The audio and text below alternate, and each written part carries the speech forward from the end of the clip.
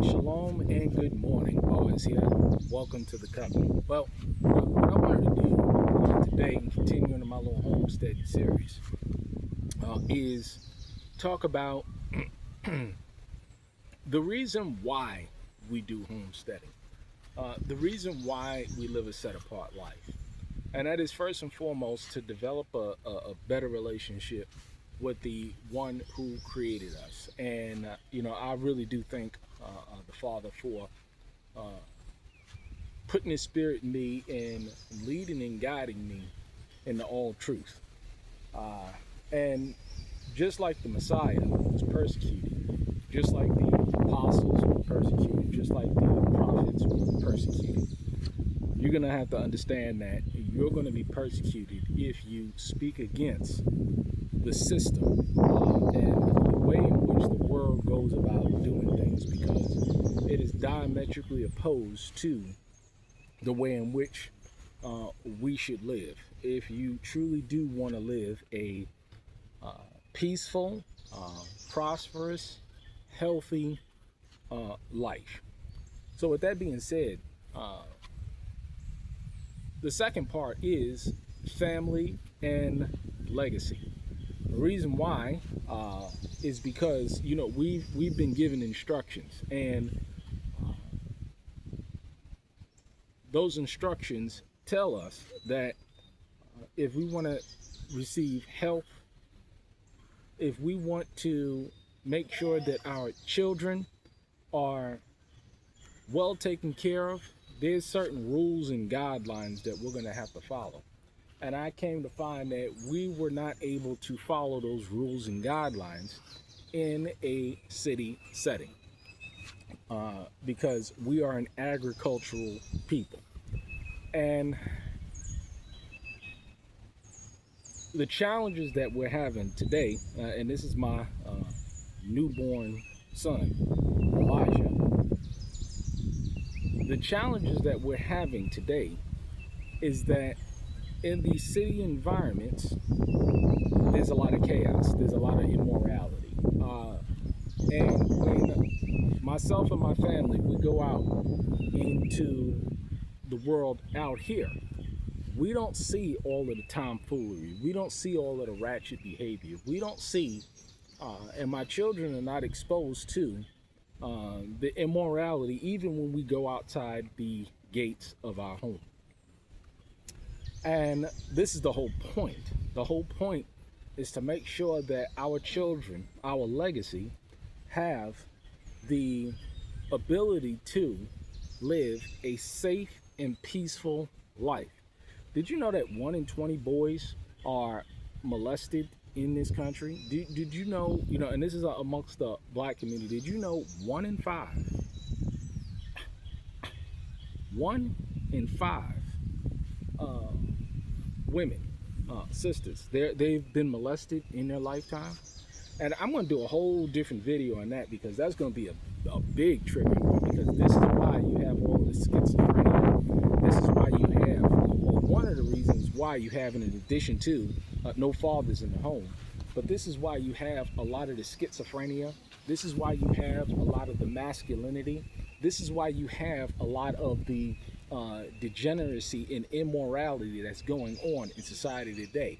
I recently posted a video, of which a lot of people are talking about, that's going viral, of a lot of young black women acting real ratchet in a graduation. I don't know, it's being stated that this graduation was a preparatory school, or some type of high school or something like that. And you got to understand that your image, the way in which you portray yourself, is how people are going to treat you. So the reason why you homestead, and the reason why we talk about order within the family, the reason why we talk about these things, is because if they see disorder, guess what they're going to do?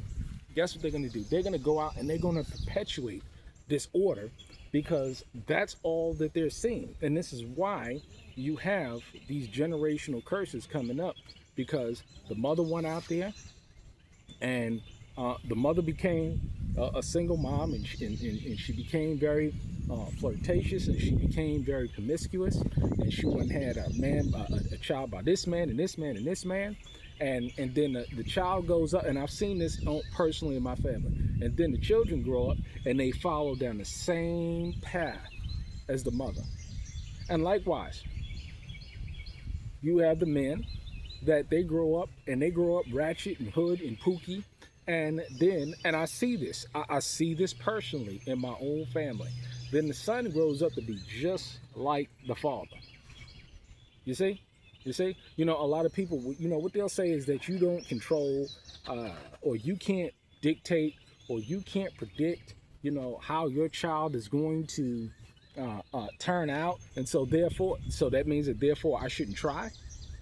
See, he'll make his own decisions and choices in life. But if he has, you see, train the child up the way that they should go so that they should not depart from the faith. If he's trained up a certain way, then the odds of him going out and doing things that are contrary to the moral and value and structure that myself as a husband and my wife taught him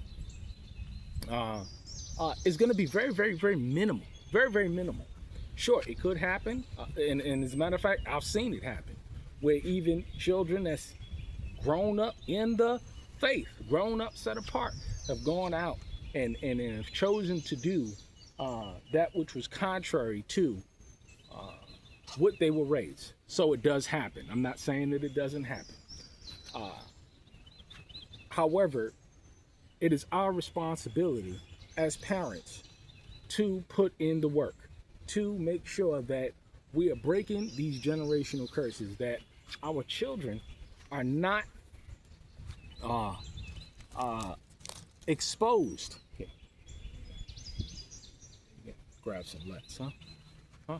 That our children are not exposed to the debauchery, the lewdness, the ratchetness, the degeneracy that we see being perpetuated in society today.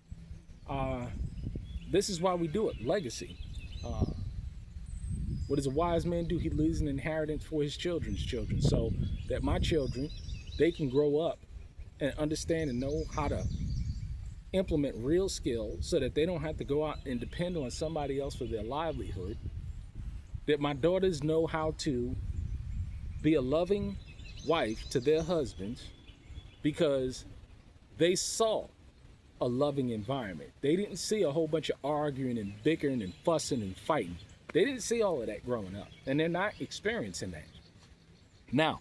So they know what it means to grow up lovingly, with care, and they'll know their roles. Why? Because they see their mother and their father playing their roles. And this is why you get a lot of pushback out there, because we live in a world where these Jezebels, these Ahabs, they cannot produce the life for their children, so they attack those who can, because they can't. They can't. They're morally bankrupt. They're spiritually broke and bankrupt. They're economically broke. They're living from paycheck to paycheck, and they're struggling to survive. And so those very same people, instead of possibly even reaching out and saying, how did you do it? How can I go about doing this thing? Is there anything that you can teach me? Is any kind of assistance that you can give? What they do instead is attack. Yeah, take your brother.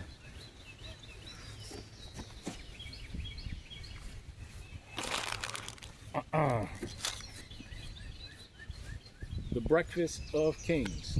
Coffee and bread, homemade bread.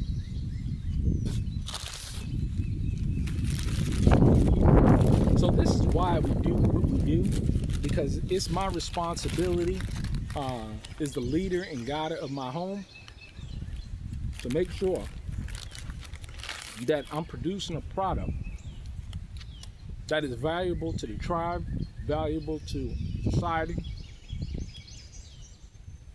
so that we may break these generational curses. Now, again, you know, like I said, a lot of people who attack me and attack my stance, when you look at the mannerisms of their lifestyle, you don't see any kind of fruit. You don't see any kind of set apartness. You don't see any kind of holiness. You don't see any kind of order. You don't see any kind of structure. But what you do see is a bunch of people that is very angry when they look in the mirror, and they look at the quality of their life. And I'm telling you, you know the number one feeling that I feel? It ain't anger, it's sorrow. It's sorrow. And those of us who understand what I'm talking about and get it and understand where I'm getting it from, it clicks. I don't feel angry or remorse. I feel sorrow, because a lot of people, they're going down a path that's leading to them towards destruction, because we have this economic situation that's developing in this world, and it's not looking pretty good. And in spite of all of this evidence that the United States economy is collapsing, no. You know what? The economy of the poor is collapsing because Trump and his buddies and his Pizos and his pals, they're gonna get rich off the backs of you. He don't care about you. None of these people care about you. You know what they're concerned with? The bag off your backs. But I digress a little bit. But this is why we do what we do. Y'all stay blessed. Shalom.